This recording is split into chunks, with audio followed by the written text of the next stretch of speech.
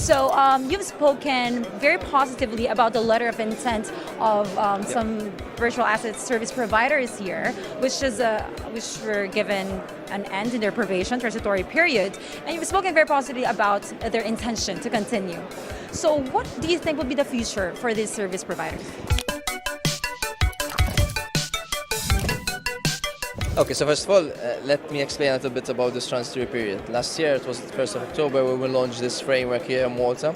And given the fact that we had quite a substantial number of companies who were operating in Malta, we said, okay, let's not implement that framework from day one and let's give some transitory period, and it was a 1-year transitory period for those operations who are operating in and from Malta to come in line with the regulation. That period basically ended last week, and last week there was 34 companies who presented the letter of intent. The letter of intent is not just an intention.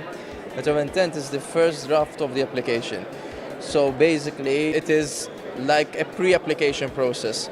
And in just a matter of days now, the real application will be presented through the MFSA, and the process would start for these, hopefully, applicants will get their license to operate in Malta. How long will this take, the entire process, for this to be able to be fulfilled? Okay. We have to appreciate that this is the first time that this process is being done, not only in Malta, but in the world. There are other jurisdictions who are mentioning that they are licensing operations. We could have taken that route too. We could have issued a license in a matter of weeks, but we know that's not the way forward.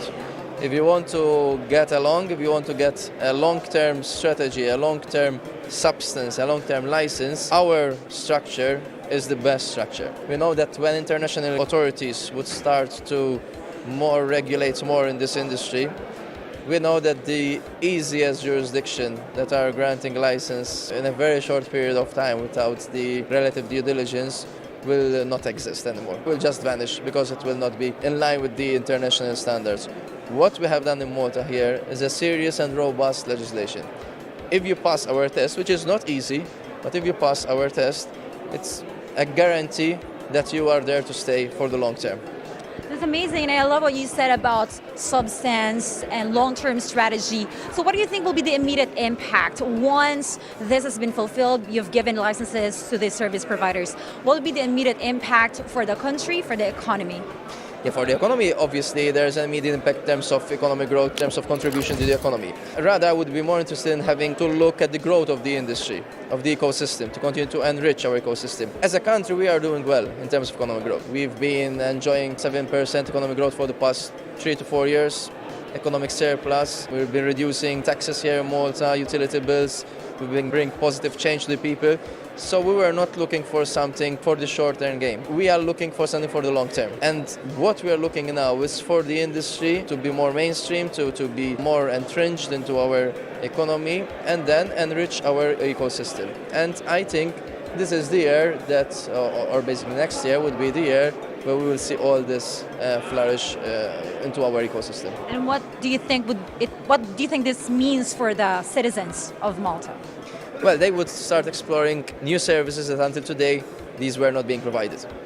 We are already walking the talk as a government. We have been, and we actually established the education certificates on the blockchain last year. And this year we have basically enlarged all this project into all our education institutions. So practically Malta is the first country in the world where all our students receive their education certificates on the blockchain. And then you can speak to these students to see the benefit of this initiative. Now we're seeing this activity expanding into other initiatives in the registry of companies, in the land registry, in rental contracts, into health, into other identity projects. So there are much more projects in the lineup. And now we're seeing also the fusion of other technologies such as artificial intelligence converging or going hand in hand with technologies such as DLT and blockchain. Well, amazing. I love how holistic Malta is approaching all of these things. So thank you so much for your time. Really appreciate it. It's a pleasure for me to be here. Thank you.